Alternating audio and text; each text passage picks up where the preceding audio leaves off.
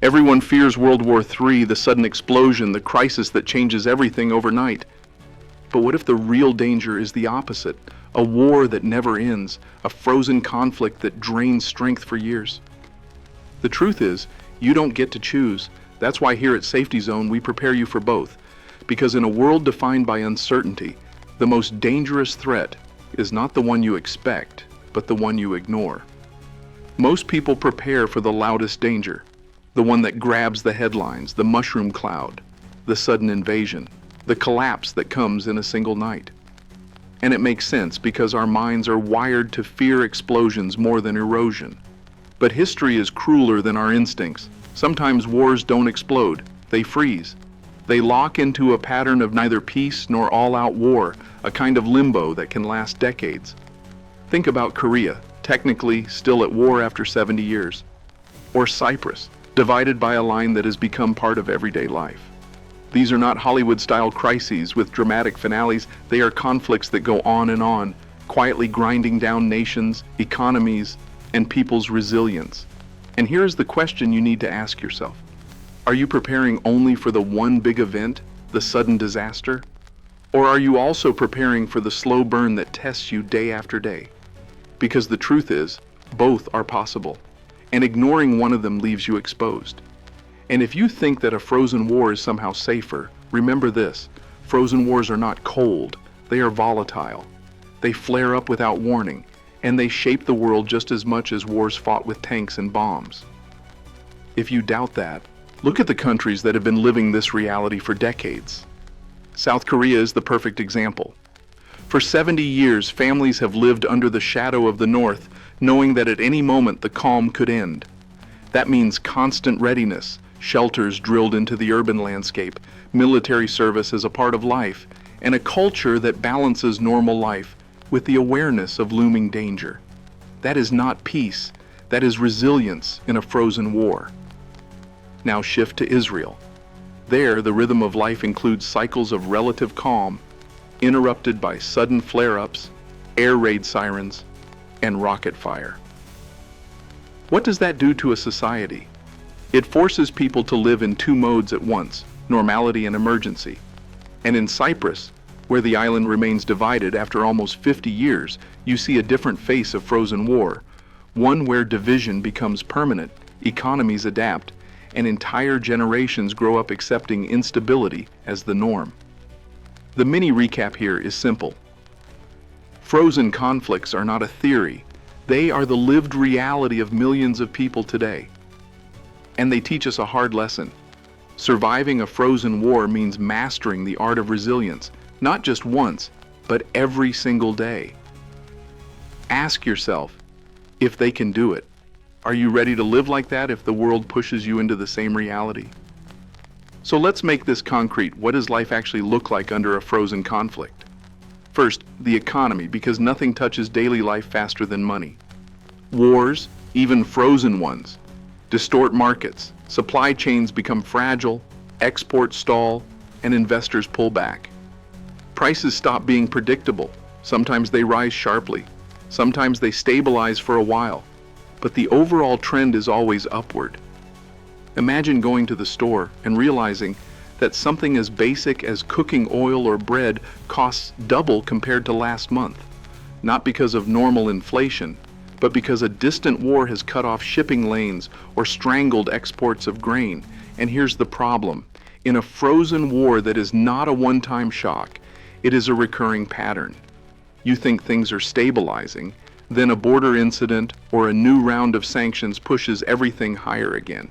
How long could your household sustain that without making hard choices between essentials? Second, infrastructure. In times of uncertainty, governments delay investment. Companies cut back and basic systems slowly degrade. Roads take longer to repair. Power grids become fragile. Blackouts occur more frequently. Healthcare systems strain under shortages. And suddenly what you took for granted no longer works reliably. Imagine your city facing rolling blackouts every week because energy imports are unstable. Could you keep working, studying, living normally in that environment? Third, politics. Frozen conflicts create polarization. Governments struggle to deliver stability, and people lose trust in institutions. Some demand negotiation at any cost. Others push for escalation, and the result is division. And when societies fracture politically, extremists rise, populists gain momentum, and long-term unity erodes. Isn't that exactly the kind of instability that makes everything else worse? Fourth, security itself. A frozen war is never really frozen. It is like embers under the ash. It looks quiet, but any spark can reignite it. Border clashes, cyber attacks, disinformation campaigns, they all become part of the background noise of life, and that unpredictability wears people down. Think about living with the idea that tomorrow a flare-up might close your border, disrupt your internet, or trigger a new wave of sanctions. That's not peace. That's instability packaged as calm. Mini recap: life under a frozen conflict means unstable prices, unreliable infrastructure, divided politics, and fragile security. It doesn't always explode into disaster, but it never allows true stability. And here's the cliffhanger. What would that mean if it happened here, in your own backyard? Would you recognize the danger if it came quietly? Not with tanks on the streets, but with power outages that become routine, with grocery bills that keep rising, with political debates that never resolve? Or would you dismiss it as noise, only to realize years later that instability has become the new normal? This is where prepping takes on a whole new dimension, because if you think of preparedness only as bunkers and canned food, you are already behind. Most people imagine the apocalypse as a single explosion.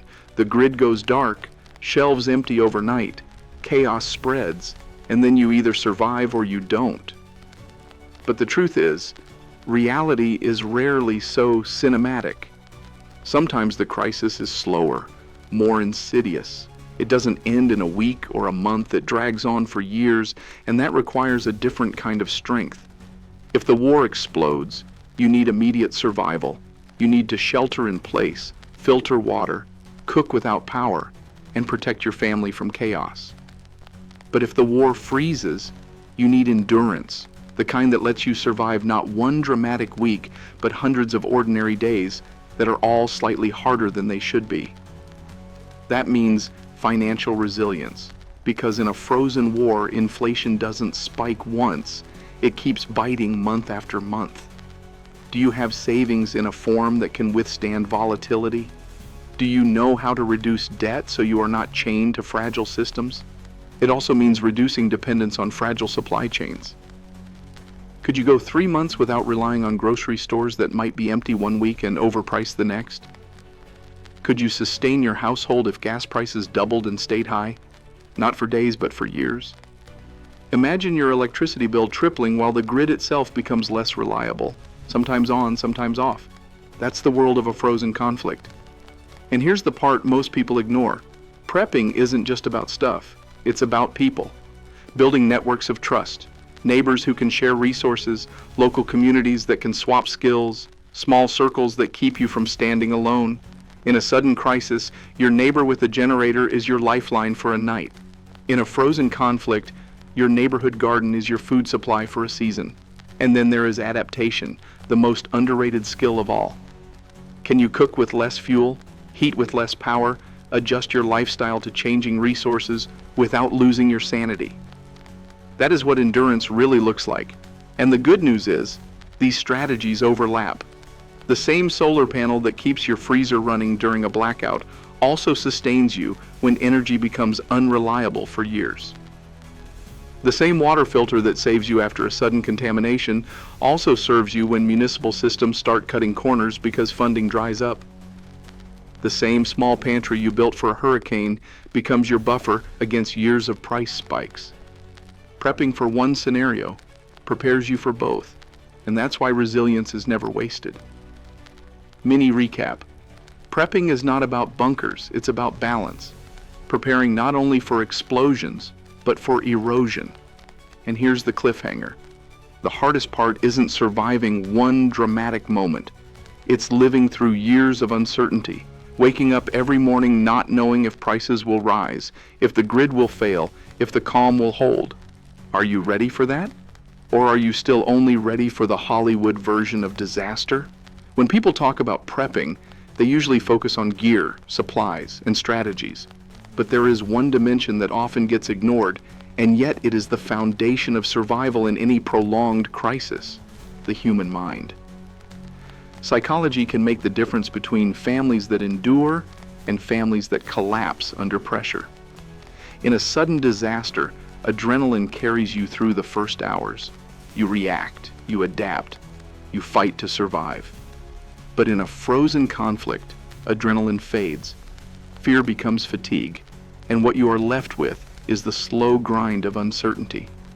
Can you live with the constant hum of instability without burning out? That is resilience in its purest form. Think of South Korea, a nation that has lived for decades under the shadow of a neighbor capable of striking at any moment. The secret of their survival is not just bunkers and missile defenses, it is psychological conditioning, a society that has normalized alertness without falling into panic. Now ask yourself, could you train your own family to live with a permanent sense of instability, ready for escalation, yet still capable of leading ordinary lives? That balance is not easy, but it is essential.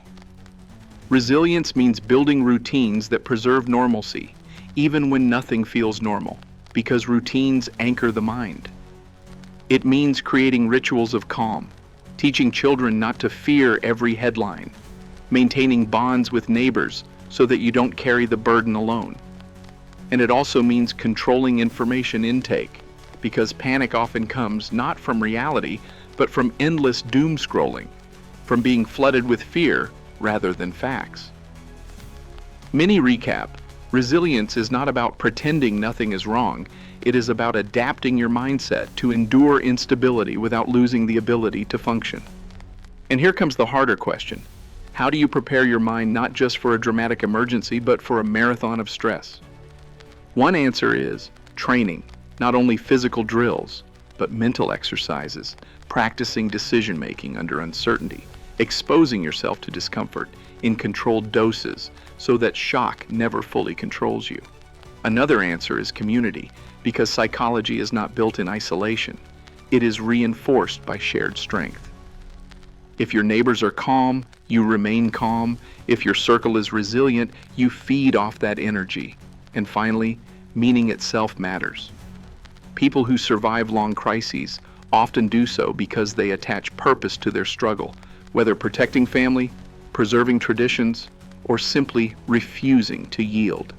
That sense of purpose is a weapon against despair. The cliffhanger is this: survival is not just a matter of food, water, or shelter, it is a matter of the stories you tell yourself when the crisis never ends. Are you preparing those stories, or are you leaving your mind unarmed in the face of endless uncertainty? So here's where everything comes together. The future may not deliver the Hollywood version of disaster that so many imagine, with sirens wailing and cities in flames.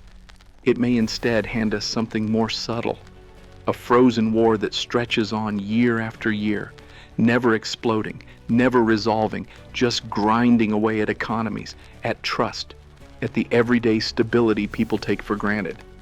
That is why prepping cannot be one-dimensional, because reality is not one-dimensional.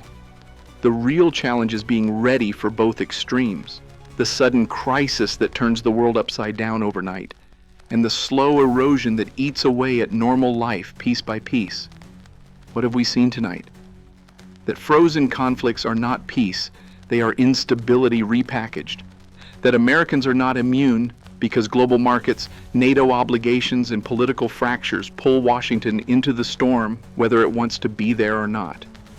That life in such a conflict is not dramatic every day, but exhausting over time, with rising prices, unstable power, political division, and constant uncertainty. And that survival in this kind of environment is not just about gear, it is about resilience, in your finances, in your community, and above all in your mind. So the question becomes, what are you going to do with this knowledge? Will you treat this as another video to scroll past, or will you start building the kind of resilience that allows you to live in a world that might never fully calm down? Because if you prepare only for explosions, you are leaving yourself exposed to erosion. And if you prepare only for erosion, you are exposed to sudden shocks. The key is balance. And that balance is what we will explore even deeper in our next video, where we'll break down the exact steps you can take to adapt your household, your finances, and your routines to a frozen conflict scenario. That video will be your practical roadmap, but this one is your wake-up call. And here's the cliffhanger. If the calm you see now is just the surface, and the real danger is the slow freeze beneath, what does that mean for you tomorrow, next year, 10 years from now? The time to prepare is not when the headlines return. It is now, in the silence. If you've made it this far, you're not just scrolling, you're serious. And that means you belong here with us. Subscribe to the channel, turn on notifications, and join the community. Because in Safety Zone, we are building not panic, but resilience. And that resilience starts with you.